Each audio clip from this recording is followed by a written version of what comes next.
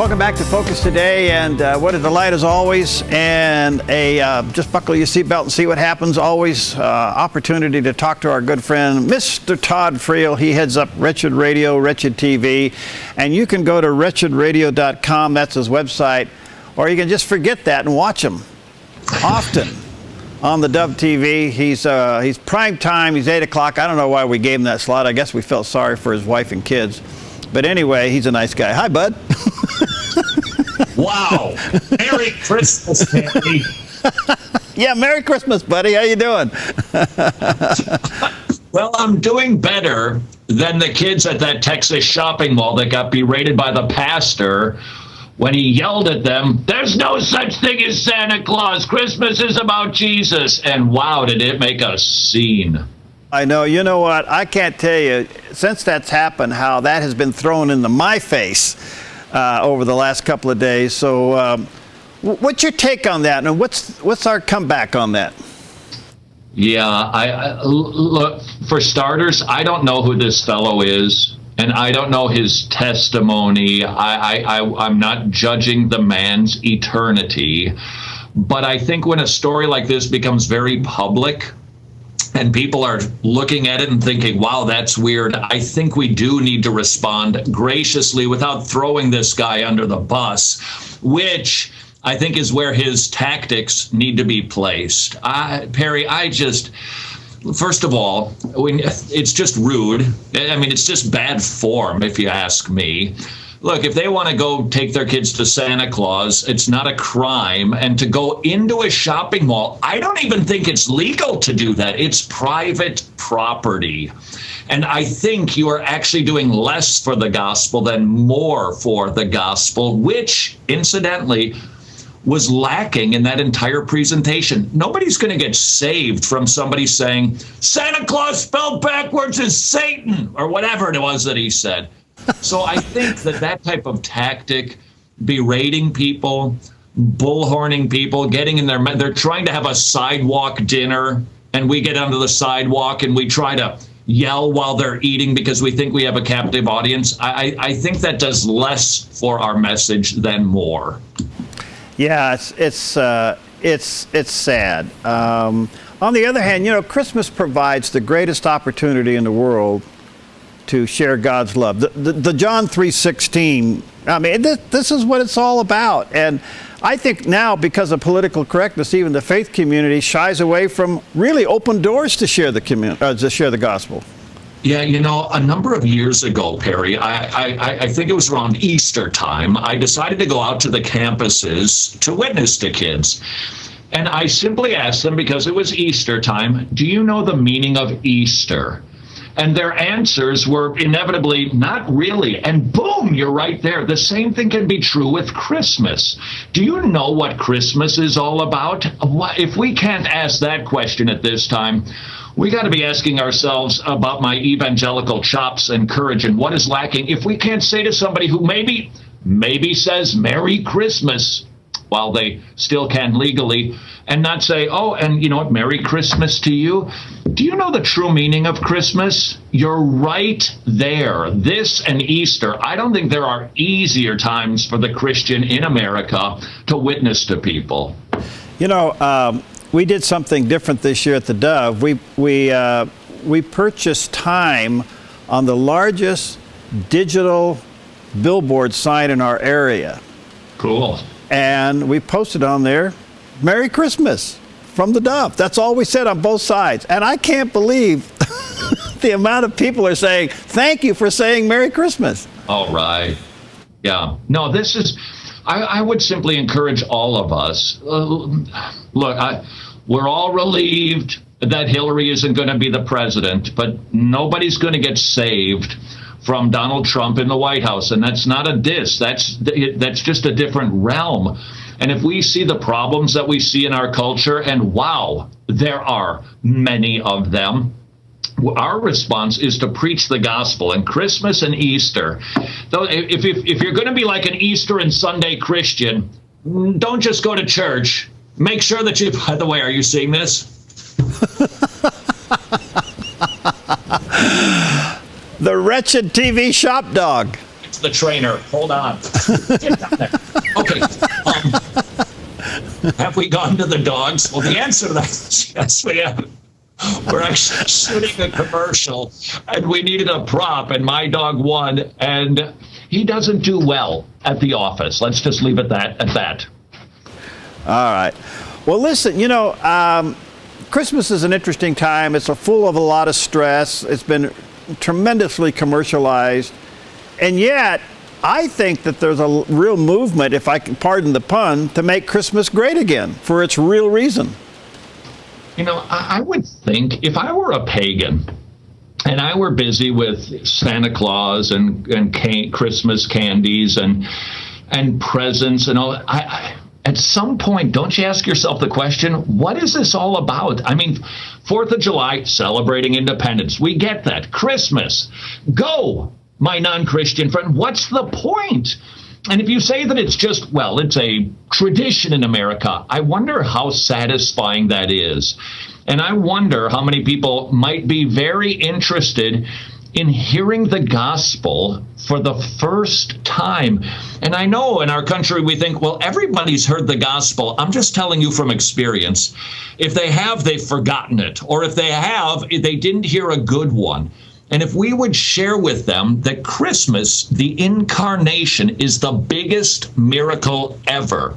Even Ken Ham from Answers in Genesis can't argue with that. It's not creation. I mean, creation is a huge miracle. God spoke everything into existence. That's a big miracle. Feeding of 5,000, walking on water, saving me, miracle after miracle. But they pale in comparison, as grand as they are, to the incarnation. The infinite got stuffed into the finite body of a Jewish man in first century Israel. Wow. And Perry, from that, we can help the world understand what is going on. The key to understanding our world, why is there evil? Why is there good? Why do we live? Why do we die? Why is there strife? Why do I feel this way? Can all be answered with the Christmas story. We have a sin problem. That's what's wrong with the world. Our biggest problem is not global warming, with all due respect to Al Gore. Our biggest problem is that we are sinners and we're under the wrath of God. Great news. God is rich in mercy, and he sent his son at the right time to be born of a virgin, to live under the law, to redeem those of us under the curse of the law, that we might become the sons and daughters of God. And that makes sense of the world. And this, I noticed, Perry, I don't know why, we're foolish. We never learn. We keep going to the internet and to look for a movie at the movie theater, to go see a flick that isn't vulgar and awful. And I've noticed that there are constantly these apocalyptic movies. The world is in danger. And then Tom Cruise or Will Smith or some Keanu Reeves rescues the world, and we all cheer. Why are those so popular? Christmas tells us why. The greatest hero story ever is Jesus Christ rescuing us from sin and the bondage to the devil. That's the greatest story. So these other movies that we like to watch where people get rescued and the planet gets saved are merely echoes of the greatest story ever told. And again, this is the time to be telling that story. Oh, that's so beautifully said. And you know, because so often Christmas is seen and felt as a downer. But I've always told people, you know, if you're having a tough go this Christmas or any Christmas season, just go down the gospel message, or go down the gospel ministry down there and at the mission and volunteer. Go over to Salvation Army and serve some dinners. You'd be surprised how quickly your attitude could get turned around. Yeah, and you know, there are a lot of people, a lot of Christians, Christmas, they dread it. Perhaps they've lost loved ones. Maybe they lost a loved one near Christmas time, and it's a difficult time. One of the best ways to not feel the Christmas blues is exactly what you said, and that is to go and serve others. It's not a magic formula. It's not a trick. It just helps us get our perspective right, take our mind off of ourselves and our own woes, and act like Jesus, who served us. So I think that's an outstanding option. I would also suggest this. be on the lookout in your church for those who are not doing anything for Christmas. Just ask, what are your Christmas plans? Well, I don't really have any. Why don't you come to our house?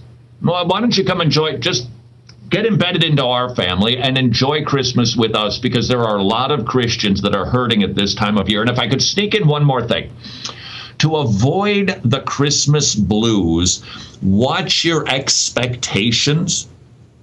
We have a tendency, I think partially informed by the world, it's got to be a holly jolly Christmas or it was a complete bust. Hold the phone, Henrietta. We celebrate the incarnation because it's worthy of our praises at this time. But the Christian life shouldn't be humdrum, I'm cruising on Christmas, woo, and then back to humdrum, Easter, woo, and then back to humdrum, and we wait until the next big festival. That's not the Christian life. Every day should be a celebration of the incarnation, of the cross, of the gospel. So don't put so much hype and stock into Christmas. Just keep celebrating Jesus every single day. And on Christmas, do whatever it is that you choose to do. But don't feel battered if it doesn't look like the Hallmark Channel movies that we see at Christmas time. All right. Let me take a quick break because your monitor in the back went from Wretched TV to the Hallmark Channel. And so let me let me take a quick break. We'll be right back with Todd.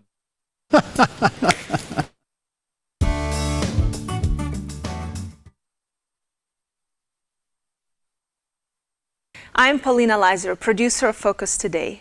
Thank you for watching this video, and make sure to check our other videos at theDove.us.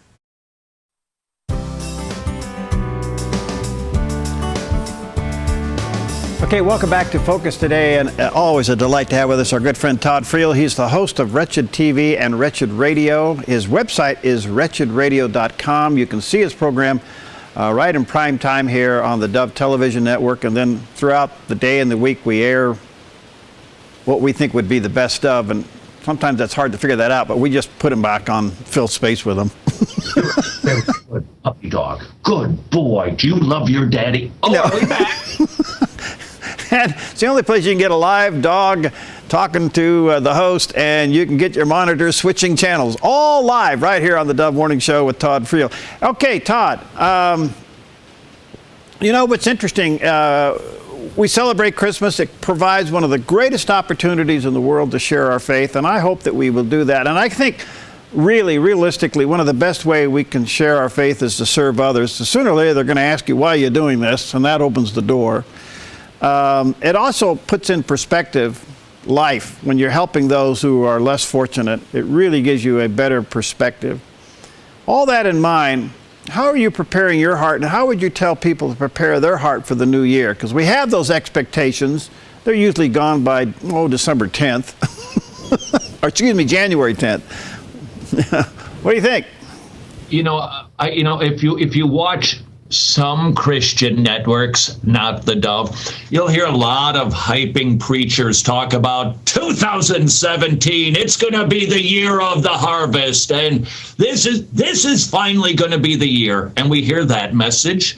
We see the commercials, we see career knives, and we think that, wow, this should just be amazing this year. Now, let's remember a few things as we try to figure out, what do I do with this season? And Perry, honestly, is it just me? Or when I see so many of the commercials, when I go to the mall, dutifully as a husband, it just is so not Christian. I mean, there's nothing out there that you see that has anything to do with Jesus Christ. Is it just me, or is it getting more secular than ever?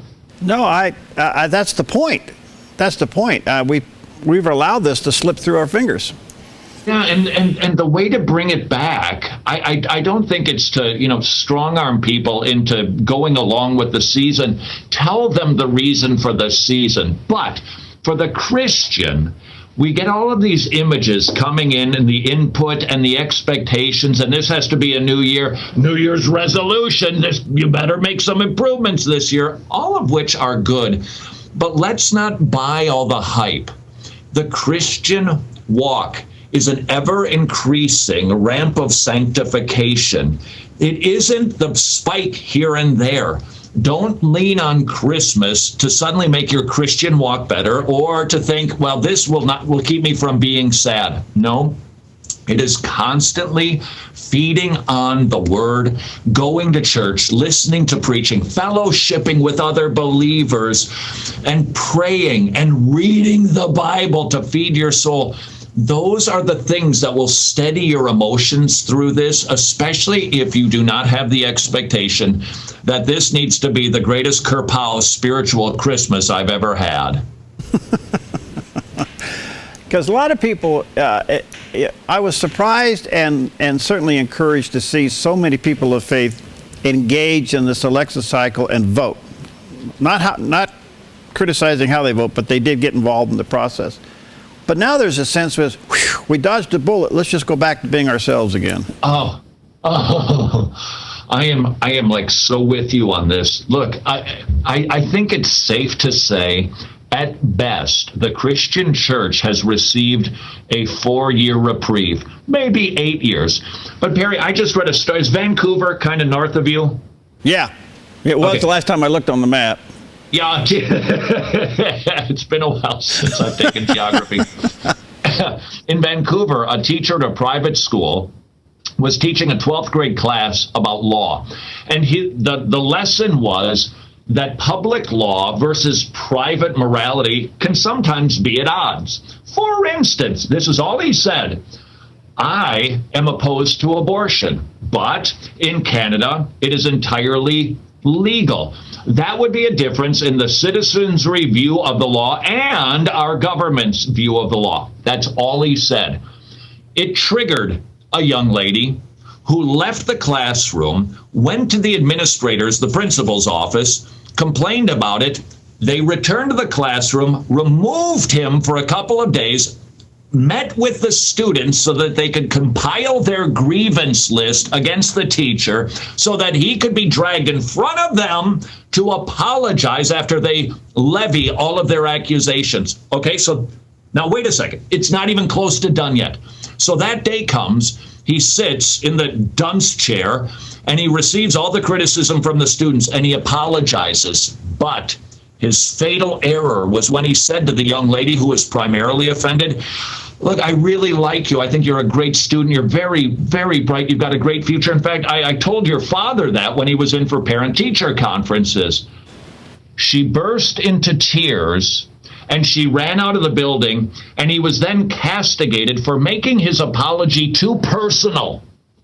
So then, after he failed to do his forced apology right, he was marched off of the property and terminated. Now, I know that's Canada, but it's not all that different. Those stories are not going away. Just because we've got, look, the House and the Senate, sweet, that's all great, but these stories aren't going away because the forces of darkness don't sleep. They continue to march, and I believe it is after one religion only. It's not after Islam or Buddhism or Hinduism or any other religion. It's against Christianity because it's the true religion, and they want to snuff out the light. And we have a short season where that might not happen. We should use it. Wow. Look at the diversity that we're battling, though, Todd. I mean, think about the pastor in Texas that yells at kids watching, you know, Santa Claus isn't real. He was actually from Alaska. I don't know what he was doing in Texas. Maybe, you know, the Alaska winters aren't a cakewalk. So he was down in Texas berating the kids. For what reason, I don't know. I mean, look at the diversity of what's going on here. You have that side of very legalistic evangelicalism. You have the other side that your blessing is coming. It's always coming. Something's always coming. It's always going to happen someday. It's just right out there. And then there are the people who really got their feet on the ground, and let's go out and let's feed the hungry and house the homeless now. I mean, we're kind of a mixed up bunch. Here's one for Christmas that we could all participate in. It is almost certain that many, if not most of us, are going to have some people coming over that, let's just say, make the Christmas celebration a little challenging.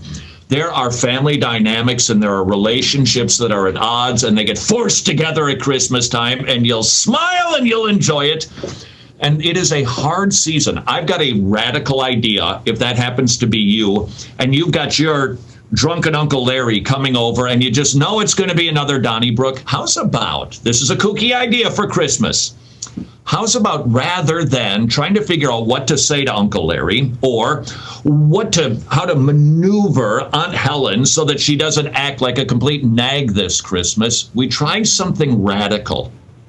We remember that we were Uncle Larry and Aunt Helen, and God saved us when he sent his son to take on human form to die for us. And so when Uncle Larry and Aunt Helen walk in the door, remembering that I was them, I have been forgiven, how's about apologizing to Uncle Larry and Aunt Helen and saying, you know what, for the past years, I have behaved this way, and that way. And I just want you to know I am really, really sorry. Welcome to our home. Let's have a great Christmas. I'm telling you, that tells Uncle Larry and Aunt Helen the gospel has affected you. It's changed you, and it has caused you to behave differently. And if that doesn't lead to explaining why you can do that, I don't know what will. And that might be the best Christmas gift that you can give to your in-laws.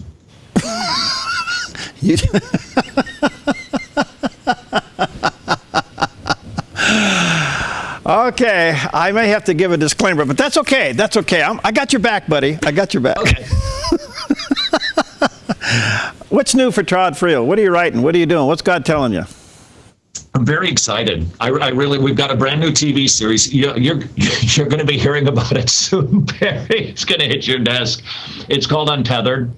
It is our 6-episode TV series. We went out to the university campuses to talk to the kids, and we talked mostly to, in the Bible Belt, these professing Christian kids who don't know the meaning of Christmas. They just don't. So what do we do with this generation? How do we respond to them? How do we help them? That's what Untethered is about. And then, just for yucks, I wrote a new book, which will be out in March, which is radical. It's called Reset for Parents. We have a tendency as parents to focus on behavioral modification, and this book is an encouragement to focus on the salvation of our children, and that will radically affect the dynamic of your home.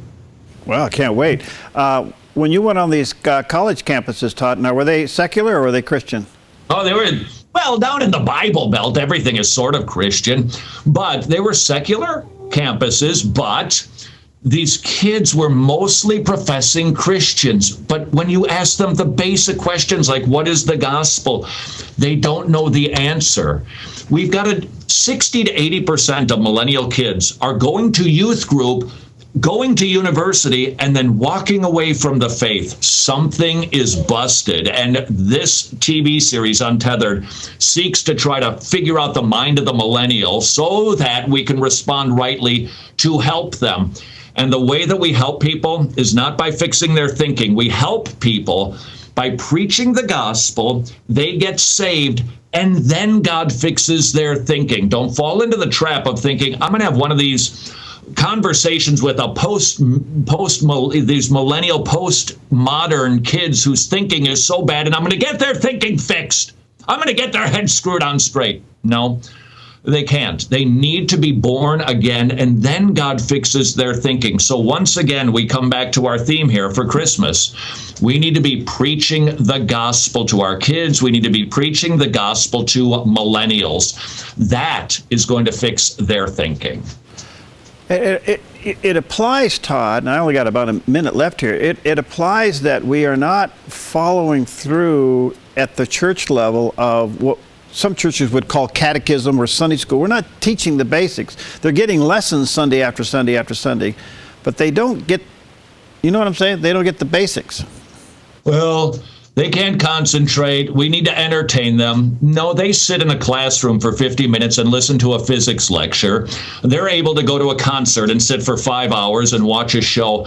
It's incumbent then upon pastors and Sunday school teachers. If our kids are not desiring to feast on the word, then we're not preparing the dish very well. We should turn it into a banquet, and they will consume it. Hey, gotta go. Merry Christmas to you and your great staff. That was a pretty good food analogy, wasn't it? Yeah, it was good. It was great. Yeah, you know, you may want to patent that and put it on your back cover of your next book. By the way, Nitro's walking out of your office over there. What's your dog's name, Nitro? Or come here, Charlie. Look at this. Look at that. That's a cute dog. Later, you'll look like him. Merry Christmas, buddy. Good to see you. Ooh. We'll be seeing you next time on Focus Today.